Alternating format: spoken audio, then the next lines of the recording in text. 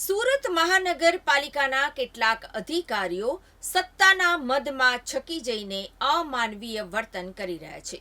ગરીબ લોકો પોતાના સામાન માટે આજીજી કરતા રહ્યા, પણ અધિકારીઓના પેટનું પાણી પણ હલતું નથી.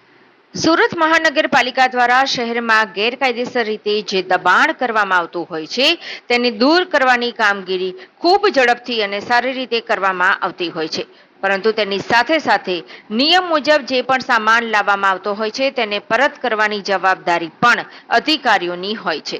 કતારગામ વિસ્તારમાં લંકા વિજય હનુમાન મંદિરની પાછળના ભાગ પર જે દબાણ હટાવવાની કામગીરી કરવામાં આવી હતી તે દરમિયાન જે સામાન લાવવામાં આવ્યો હતો તેને હજી સુધી પરત આપવામાં આવ્યો નથી. અને જ્યારે લોકો તે સામાન લેવા ગયા ત્યારે અધિકારીઓનું વર્તન ખૂબ જ ખરાબ હોવાનું સામે આવ્યું છે. ગરીબ લોકોને યોગ્ય રીતે જવાબ પણ અધિકારીઓ દ્વારા આપવામાં આવતો નથી અને પોતાનો સામાન લેવા કાયદેસર રીતે આવેલા લોકોને પણ જાણે હડધૂત કરતા હોય તે પ્રકારના વિડીયો સામે આવ્યા છે.